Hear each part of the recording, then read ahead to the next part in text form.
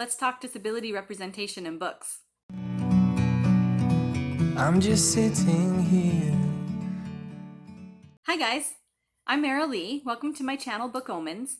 It is time to talk disability representation in books. I am here today to talk about a disability readathon that is going to take place all throughout October. The co-hosts' names are Aaron and Anna, and they have a website. It is www.disabilityreadathon.com, and they're also on Instagram. Their handle there is @disabilityreadathon. I will link both of those below. The readathon is highly customizable, and you can switch any of the challenges around to fit your particular needs. There are a lot of reasons about why I want to take part in this readathon, but my main personal reasons are I have a disabled sister. She has cerebral palsy. It was a injury at birth.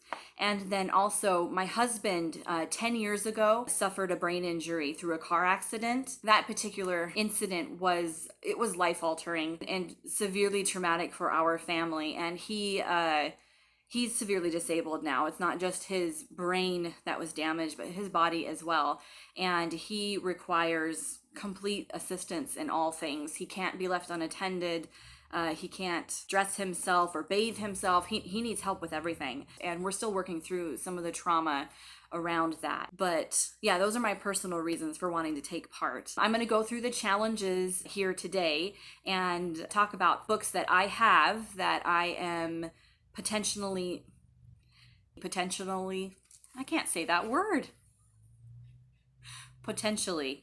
I am going to go through the readathon challenges with you here today and talk about different books that I have here that will potentially be on my TBR, my to be read list. Something you should know about me is that I am a complete and total mood reader. I have a really hard time sticking to TBRs.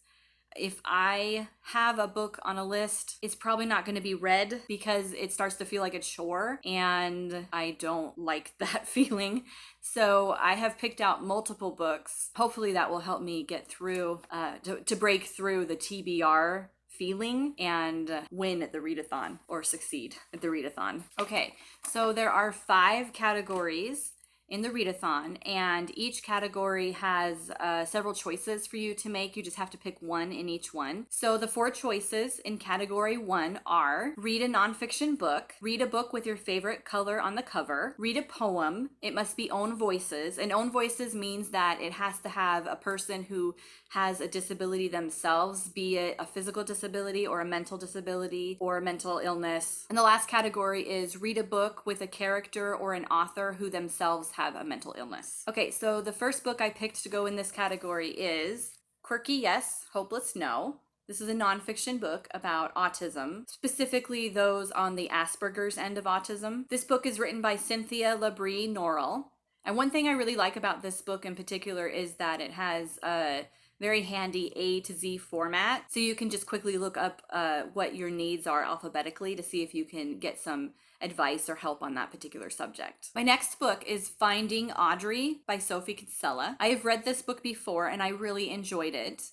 This book features Audrey as the main character, and she suffers from severe anxiety. In particular, she wears dark glasses to give herself a feeling of protection from other people. She is seeing a doctor to help her, and she feels like she is making slow and steady progress. And then one day she meets Linus, who is her brother's friend. And she finds that she can talk to Linus in a way that she has never talked to anyone else before. And then a sweet romantic connection starts to develop. And then things start to change for not just Audrey herself, but her whole family as well. And the last book I have that would fit into this category is Eliza and Her Monsters by Francesca Zappia. And Eliza is the main character in this book, and she suffers from severe anxiety as well. She feels like in the real world she's shy, friendless, and weird, but online she is actually quite a famous author. She writes for a webcomic called Monstrous Sea. And then a boy named Wallace transfers to the same high school as Eliza, and he happens to be the biggest fan fiction writer for Monstrous Sea. But the thing is that she is anonymous online. Nobody knows who Eliza really is in real life. And so then one day her secret comes out and things start to fall apart. The choices in category 2 are read a comic book, read an autobiography or a memoir, read a book with queer characters and or a queer author, and then the last one is read a mystery or a thriller. Okay, so my pick for this second category, You're Never Weird on the Internet, almost, by Felicia Day. I've been a fan of Felicia Day's for a while now, and so when I discovered her book at the library, I was really excited. This book is a memoir about Felicia's unusual upbringing and her rise to internet stardom, and learning to find her place in the world and to embrace her weirdness. A bonus is, if you're a fan of her web series, The Guild, she talks about that a lot in here, about how it got started and some of the roots of the way that it began. And you also learn in this book about how Felicia struggles with anxiety and overworked herself so hard to the point of a breakdown, not just emotionally, but physically as well, and how she learned to overcome that and not do it to herself again. Okay, so moving on to the third category, the choices in this one are read a book set in a different country from your own, read a book set in the future, read a book featuring a physical disability, and lastly, you can choose to read a Twitter thread. Okay, so my first choice for this category is A Curse So Dark and Lonely by Bridget Kemmerer. From what I understand, this is a Beauty and the Beast retelling, and that's really all I need to hear to pique my interest in the book. So from the synopsis, I learned that there is Prince Ren, and he has been cursed by a powerful enchantress to relive his 18th year over and over again. And he thought that he would easily be able to break the curse by getting a girl to fall in love with him, but that turned out to be much harder than he anticipated because he turns into a vicious beast. And then there's Harper, and nothing comes easy to Harper in her life. Her mother is dying, her father is long gone, and she has a brother who is constantly underestimating her and her abilities and what she can do because of her cerebral palsy. And then one day, when she tries to save a stranger in Washington, D.C., she's pulled into a magical world. The next book I have is called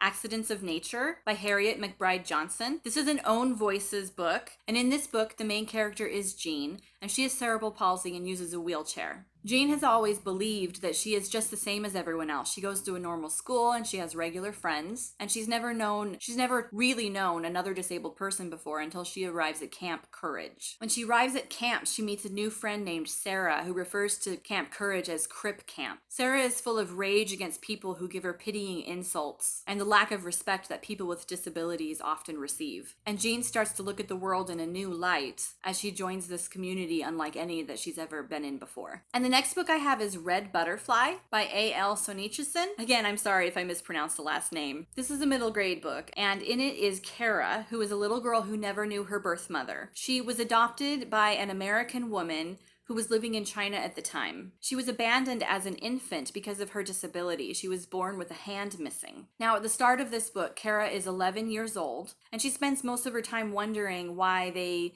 can't leave her apartment or go out into society, or why they can't even go home to America where her father lives. This book is told in verse, and therefore it's a pretty fast read. I read it in pretty much one sitting, and it really hits you in the feels. Okay, moving on to category 4. The first choice is to read 3 blog posts written by disabled people, 3 different blogs. And then the next few choices are read a book by a person of color, read a romance, read a book featuring a chronic illness. My first choice for this category is What to Say Next by Julie Buxbaum. I have read this book previously, in fact, not too long ago, maybe just a month and a half ago. I annotated it. I love this book. This book is everything. I just love it so much. It features David and Kit. David is a boy with autism. He's on the Asperger's end of the spectrum. And Kit is a young woman who is experiencing grief. She has recently lost her father. And David and Kit strike up a friendship one day when Kit sits down at David's lunch table. And David doesn't really know what to say to her, so he just says the first thing that is on his mind.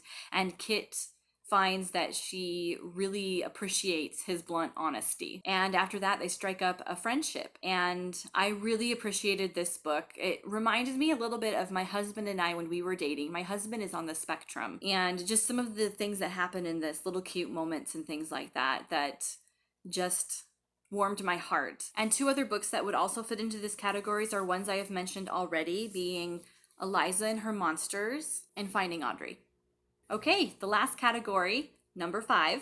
The choices are to listen to a podcast episode or read its transcript, read a historical fiction book, read a book featuring an animal, and the last one is read a children's book, middle grade or younger. Now, real quick, I'll say that Red Butterfly applies to this category because it is a middle grade book. So the first book I chose for this category is called Chester and Gus by Cami McGovern. This is the book I am most excited to read for this readathon, and I'll tell you why in a minute, but first let me tell you a little bit about the book. This book is from the perspective of Chester, who is the dog, and it is his dream to follow in his mother's footsteps and to work as a service dog. He's been told ever since he was a small puppy that there is no better feeling in the world than to help your person when they are in need. But then Chester fails his certification because he's afraid of loud noises, and now he doesn't know what he'll do. But one day he's adopted by a family who has a son named Gus who has autism, and Chester wants to do whatever he can to prove he is right for the job. Gus is 10 years old, and Chester isn't quite sure what to make of him at first. He doesn't want to look at Chester or pet Chester or even be in the same room as Chester sometimes. But Gus is now his person,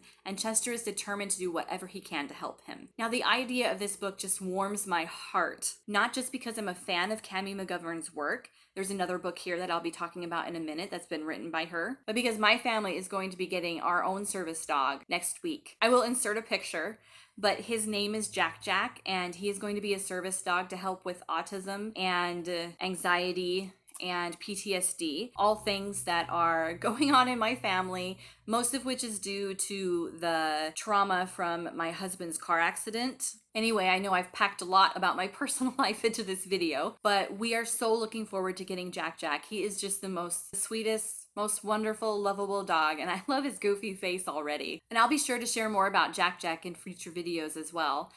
So don't forget to subscribe to my channel if you're interested in that. Okay, I have 2 more books to talk about. Just by Luck, also by Cami McGovern. In this book, the main character is Benny Burrows, and he is in 4th grade. And the year is not going at all like he expected. His best friend moved away, and he's having trouble finding a new friend. He's having trouble learning to ride a bike, even though his brother George, who is autistic, can ride better than he can and can even do tricks. His teacher is acting super mysteriously, and worst of all, Benny is worried that he's to blame for the accident that put his father in the hospital. When Benny's principal announces a school-wide contest that will recognize students for the good deeds that they do for others, Benny starts to wonder if maybe his mom was right, that when bad things happen, you should focus on helping others. And last but not least, I have Courage for Beginners by Karen Harrington. 7th grader Misty Murphy wishes that she was a character in a book. If she was, maybe she'd be able to figure out why her best friend abandoned her suddenly to become a hipster. And she'd be able to take care of everyone when her dad has to spend time in the hospital for a head injury. And she'd be able to change her family's deepest secret, the fact that her mother never leaves the house. The last 2 books I just mentioned, Courage for Beginners and Just My Luck, are books that I have read in the past. And I just wanted to say real quick that I am so grateful for authors like Cami McGovern and Karen Harrington, who write books on challenging subjects and whose characters are going through challenging things in their lives. I can't tell you how important it is that authors represent children going through hard things like this, because those kids are out there, my children among them, who have been through hard things with family members in their lives. My kids are teenagers now, but they were and continue to be helped so much by books like this. It makes all the difference in the world to see yourself represented in a book through a person's challenges or disabilities. And that's part of why I wanted to take part in this readathon, so that we could hopefully make some of these books that talk about subjects like disability more commonly talked about. Because if you talk about it, people become more aware that it's out there. And in any case, good job to all the authors I've talked about today. I applaud you for writing these books. Okay, the last thing I'll mention is that there are a few bonus challenges for the readathon. Bonus number 1 is to read 10 books/texts, and you can read 2 from each category. Bonus number 2 is to read a book with over 500 pages. Bonus number 3 is to make a YouTube video with your TBR. I'm doing that right now. And you make sure to tag it with #DisabilityReadathon. And the last bonus is if you post on Instagram, make sure you tag with #DisabilityReadathon as well over there. All right, that is the end of my video. Thank you so much for watching. Please don't forget to like this video and subscribe to my channel. I plan to post weekly, and I will see you in the next video. Bye.